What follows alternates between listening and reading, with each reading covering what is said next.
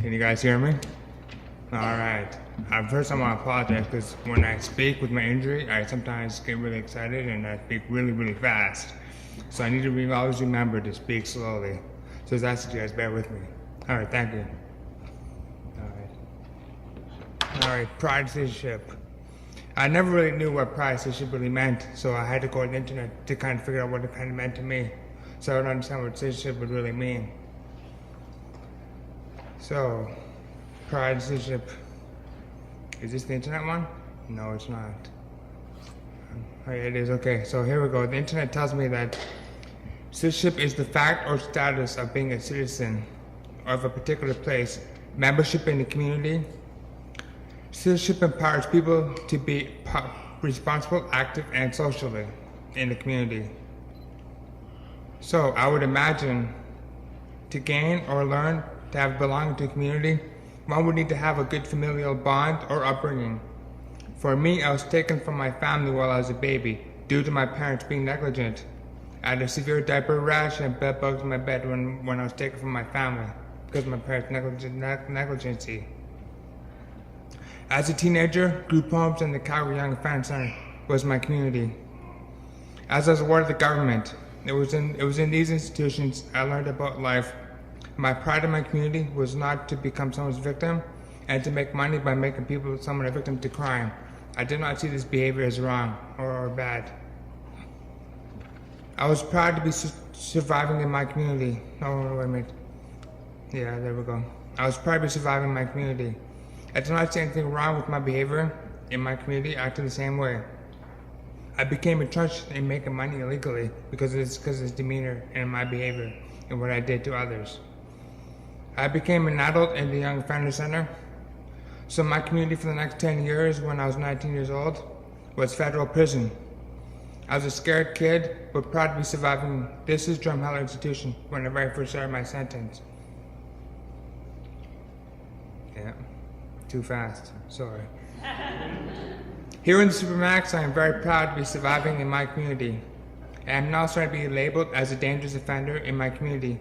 My friends in my community were now my family because they were the way they thought was pretty much the way I thought too. So violence was pretty much how I acted a lot to help fix problems. And keep my position in my community, I become extremely violent.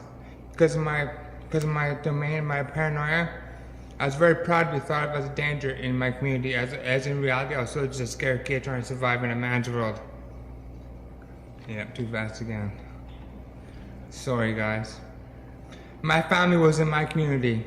I felt at home and did not feel I was being so antisocial. I am now in my community thought of as a dangerous offender, and I was actually pretty proud of this because in reality I was still just a scared kid trying to survive in a man's world.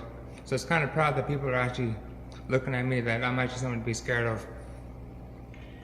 Being trapped to the Empton Max from the Supermax, my first day there in the gym, I was attacked from behind by another prisoner. I was beaten so badly that I laid in a coma for 2.5 months. And this is an institution where I took this beating in the gym here. My mother had to fight the doctor to keep me on life support.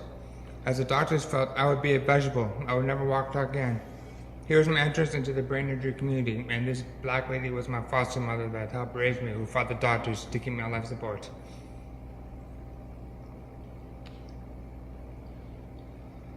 Yeah, sorry guys. My therapy completed in the hospital, I had to go back to prison, to the prison community that I grew up in. I was now a stranger in my own environment that I grew up in. My demeanor had changed so drastically. I was no longer thought of as a dangerous offender, and I was no longer comfortable living in this environment, or like being in prison all the time. I wanted to get out and be free. Physically and mentally, I am a changed man. With these ladies here, they've helped me grow and live independently and try to become a public speaker about my life. I'm proud to have been part of SABIS, the Southern Alberta Brain Injury Society, PeR.T.Y, the Brain Injury Rehabilitation Center, and URSA, the Universal Rehabilitation Service Agency.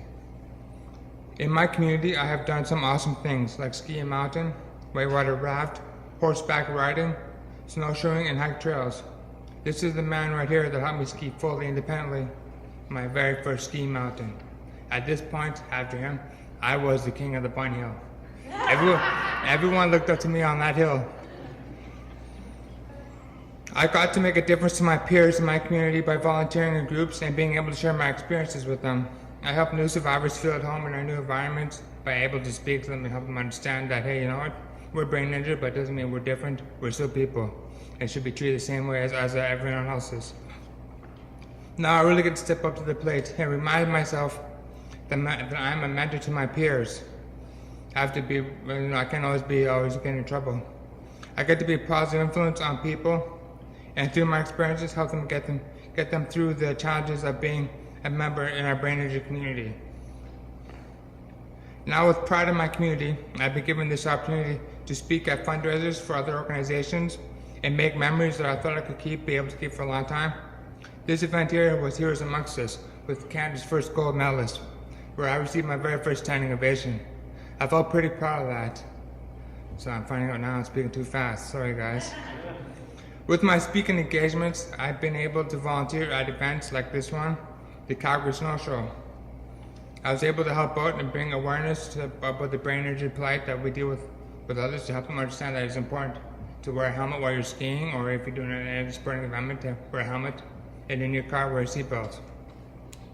So now I get to make an impact on the youth. I speak weekly at the P.A.R.T.Y program, which is Prevent at-Risk Trauma in Youth. I get them to understand that it's important that they make the right decision in their lives, that they need to do that at all times. Spoke too fast again, yeah. So now I know and understand what pride and citizenship means.